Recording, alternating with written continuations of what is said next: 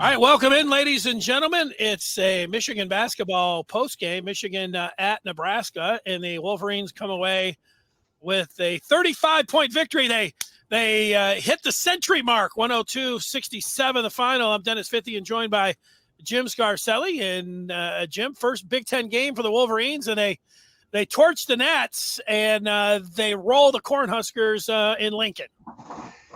You know, Denny, a lot of athletes are superstitious. You know, I always was as a player. I was as a coach.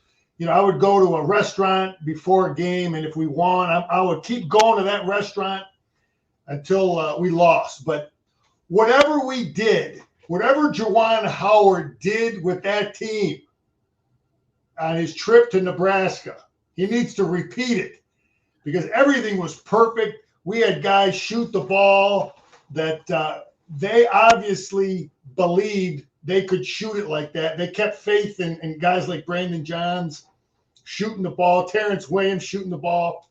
But confident team. Sometimes, I don't know if it's going on the road.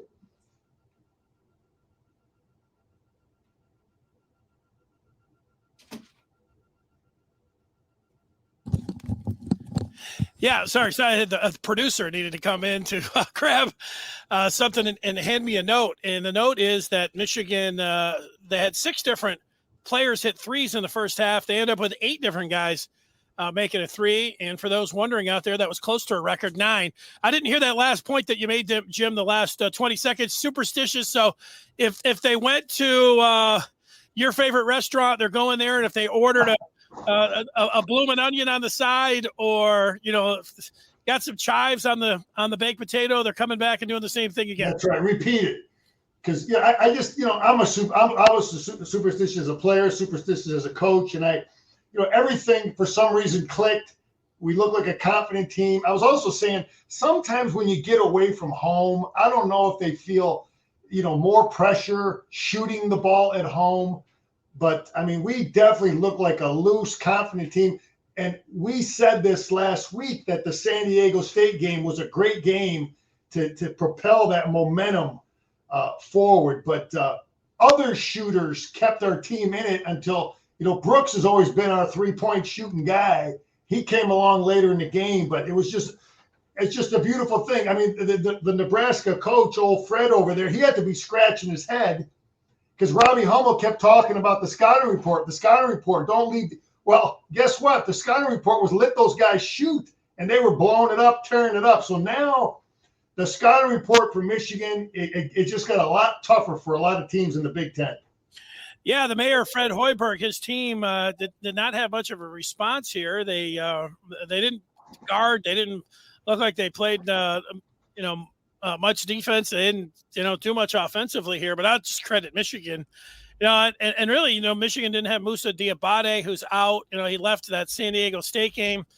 They said he was ill, and so he wasn't back and for this one. So Brandon Johns goes in there and gets the start. And, I would say, when you score 100 points, you might say, wow, who was the star of the game? Brandon Johns hit the first bucket, and he looked, I don't know if he looked looser or more comfortable, more assertive, more under control, maybe all of those things. But I like how he played. He had 16 points in the first half. What did you think of Johns? Yeah, he was outstanding. Thank God he doesn't hear the media. He's not hearing all this outside rhetoric, because if he heard all the things people are saying, he probably, would just go in the toilet. But his coaches obviously are seeing things we don't see. That's why they kept going with them. They're staying with them. They see the kid play great in practice and scrimmages. I mean, he was outstanding. That's as good as we've seen him play, shooting the ball. And he was, smarter. I think he had a charge down in there, but, he was just a defender, a shot blocker. Obviously the scoring is huge when he can get that going. But, sometimes, Denny, shooting is contagious. That's just how the game is sometimes, especially when you get a lead. Now you don't have as much pressure on making those shots. When, some of those games we shot the ball poorly, we were in tight games. Those are more pressure shots, and it's easier to make shots when you're ahead. And again, there's so much of shooting is mental, but it was a great thing to get that going. And again, and Hunter now making 3-point shots, and he can make the shot. You can tell he's been well coached. His technique is beautiful. He's a guy that, and if he can make those shots, that gets back to the John Beilein philosophy of bringing the big guy away from the basket, which opens up the lane more. But it was a beautiful offensive performance. Yeah, not so fast on Johns. Listening or watching the media, he's a known subscriber to the Maize and Blue Review, so he's watching these videos. So, hey, what's going on, Brandon? You're watching this at a later time, and yeah, I mean, he was assertive. I think your point on Hunter Dickinson, Hunter, he didn't come out of the gate where you're like, man, this guy's all American, he's tearing it up and everything else. But, and I don't think it's been a 3-point shot, although he has been knocking him down here. But I don't know, more comfortable passing the ball around. At the one point, he gets up there. He is 7'1", and he can survey. They were calling him like a quarterback without a rush, and he ended up actually throwing it to Brandon Johns, who spun around and made a shot. You can do so many different things when you have him away from that basket. If teams are going to let him shoot, I know at this point now that he's made enough, go ahead and cast a few up there, and if you're going to hit him, that's going to be good. But that's going to draw more of the defense to him. Michigan's going to be able to do a lot more things. I thought, one of the, and I bet Juwan Howard will say this in the postgame, I really thought the team passed well, whether it was Hunter. Sometimes, yeah, you want him to keep it, and if they're not really showing hard on him, he can break through there. He had a left hook, he had a right hook, but also he was getting the ball out, and they were kicking it around the wing, and a few times it was reminiscent of last year. Last year, they'd give it to Hunter, they would sag to him, he would kick it out, and then they would move it around, and somebody would be out there and just standing still and shooting the three, and there were some signs of that. I know it was Nebraska and everything else, but a good pass and a good crisp pass and being open and being able to knock down shots is good practice, whoever you're doing it against. And it is a game, and it does count. It is the Big Ten. So those were all good signs. Yeah, Denny, a lot of that is just repetition and feeling comfortable with your teammate. These guys have not played together very long, and you're seeing it. You're seeing these guys improve. You're seeing the comfort level going up, and I see them getting coached. I see you can tell they're getting coached, and they're looking at the coaches are looking at different ways to generate points, moving Hunter away from the basket, doing different things. And I totally agree with you. The passing was very good, and you could see the team is willing to share the basketball. And I thought this was going to be Nebraska's best team that Hoiberg has had. I've watched him play a couple times this year, and I thought this was going to be a real challenge for us. And you don't always plan on shooting like we did today, but that was a good Nebraska team. They could very easily win half of their Big Ten games. So that was a good win. Anytime you win on the road in the Big Ten is a big win. And but there was a lot of other guys, Danny, we can get to that did some good things today. Yeah, I'll point out, here's Walter using the feedback here on YouTube. Much easier listen after a convincing win, who says that dude from Nebraska just went nuclear. Imagine how bad it would have been if he wasn't on. He's talking about a Verge Jr., who ended up with 31 points. Yeah, he was, I don't know if that was Ja Morant or Verge. Everybody tried to step in front of him, and he did have it going.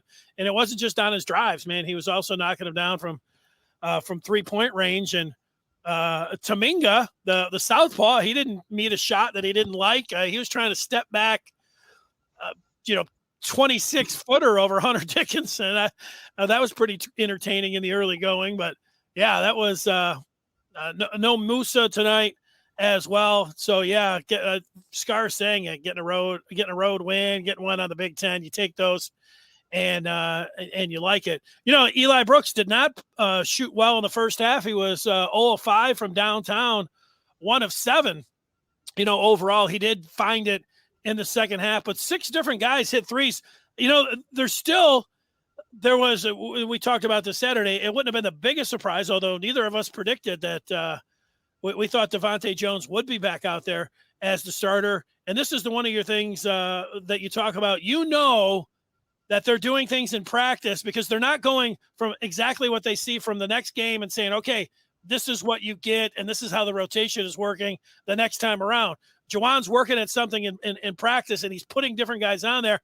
I think Zeb Jackson could be a real key here for Michigan. He's big.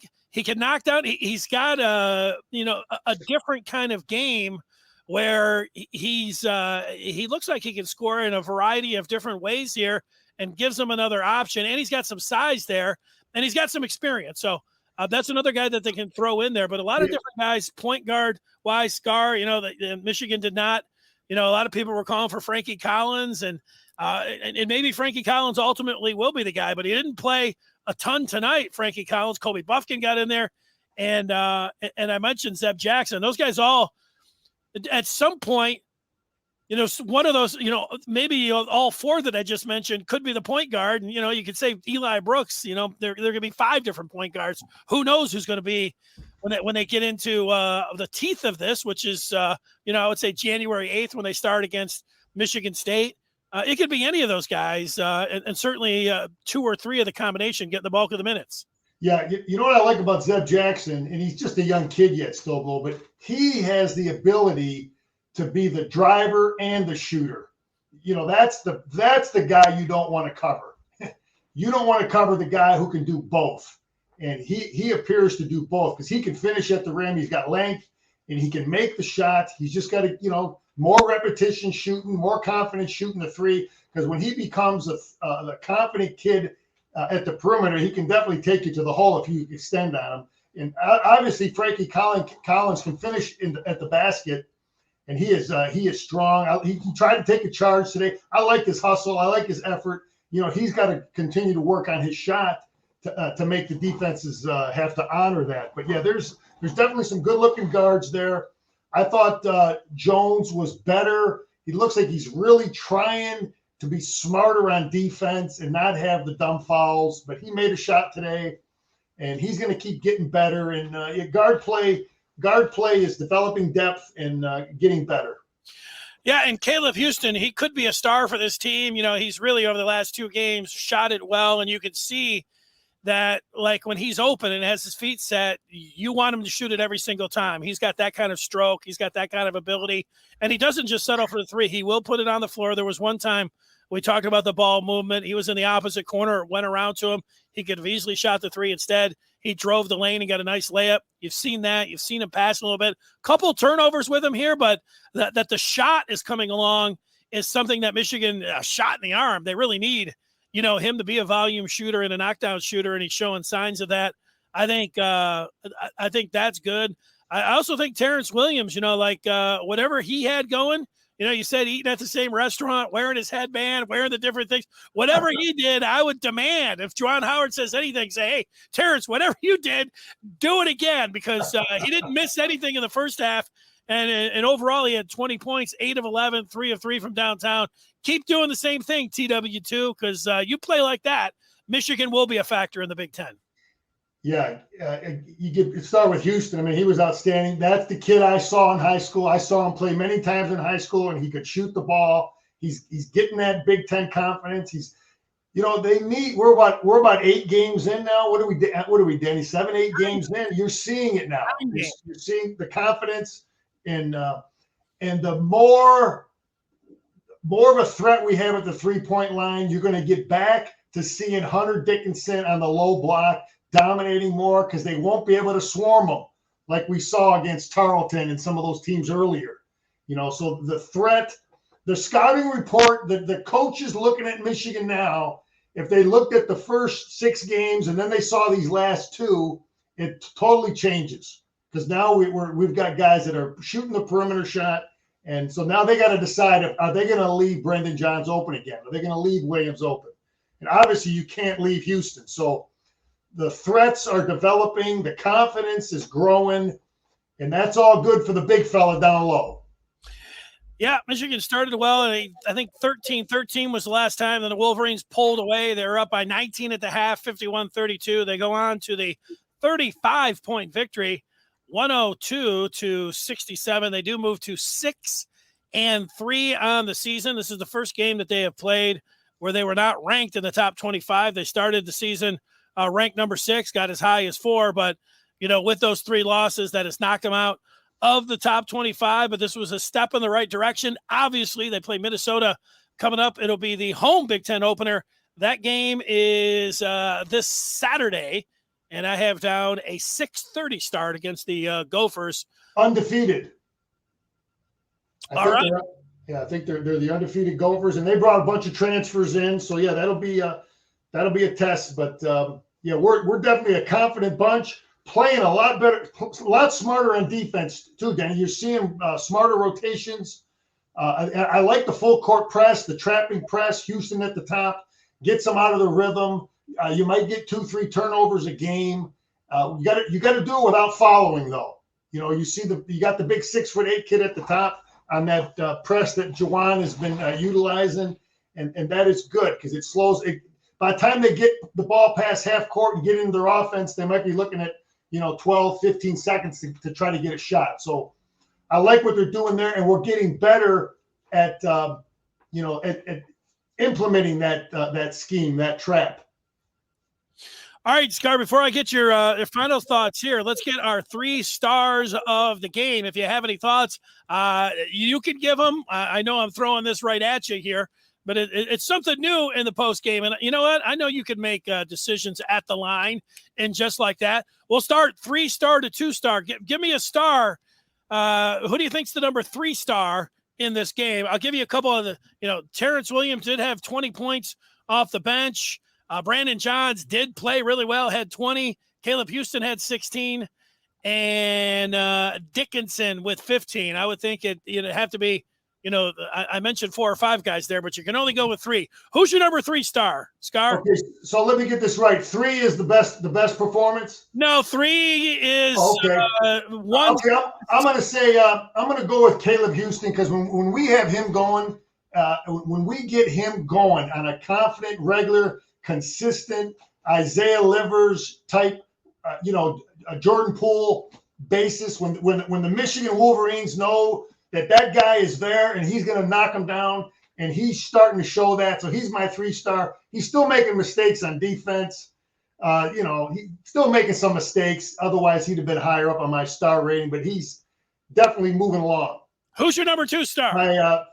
My 2-star would probably be oh boy. I'm gonna just say Hunter. Hunter was solid. I like him passing the ball. He's leaner, he's stronger. He's got the 10-foot game. He's making his free throws. He's got the 3-point game. He's blocking shots. He's a team guy. He's not afraid to pass the ball. I would love to play with the guy. He looks like he's all about team. All right, and that leaves the number 1 star of this game here on December the 7th. Michigan wins by 35. Jim Scarcelli's number 1 star of the game. Brandon Johns. I'm glad you're not listening to the rhetoric.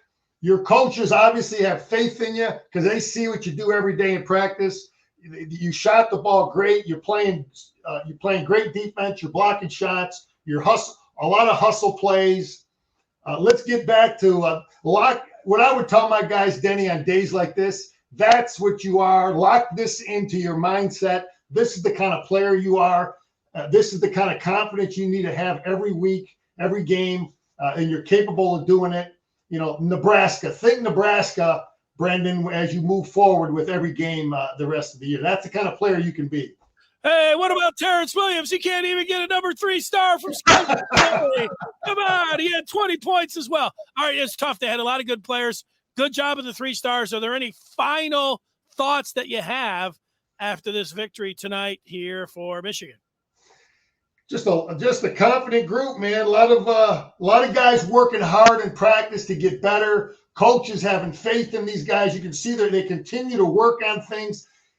We saw mistakes early in the year, and you can see these coaches are cleaning it up. Guys are taking it, getting better. Robbie Hummel talked about Dick Vitale, how he loved to have Dick Vitale mention his name. Awesome, baby. Yet he continues to be negative toward guys. It bugs the hell out of me how sometimes he goes above when he gets after the negative comments about some of these kids, because I just don't like it, man. I was a former player, and I never had Keith Jackson say bad things about me, or Brent Musburger. It just bugs me. I just got to share that with you, Denny. Just got to share it with you. Hey, going after Mr. Hummel. I like it. All right. Yeah, my final thoughts are you win a couple games. you start knocking down some shots, and it changes your perception. And, the way Hunter Dickinson played, this was kind of what I envisioned of him in his sophomore season, going out there and playing like not so much the three-point shooting, but the rest of it. I loved my favorite shot of the game was that right. He almost looked like Kareem over there on that right baseline, throwing up that hook shot. I know you remember old Jabbar over there. Yeah, did you see him? Did you see him waving the right hand when he was walking down the floor? Oh, he drops that three down a little bit. He was waving his right hand like, I can go right, I can go left. You can't stop me. Let's do it. Let's see if they're going to be able to stop him. The Gophers got a big 7-footer down there that they'll throw at him. It'll be fun on Saturday. Scar, I'll talk with you on Thursday. Great job, and that'll do it.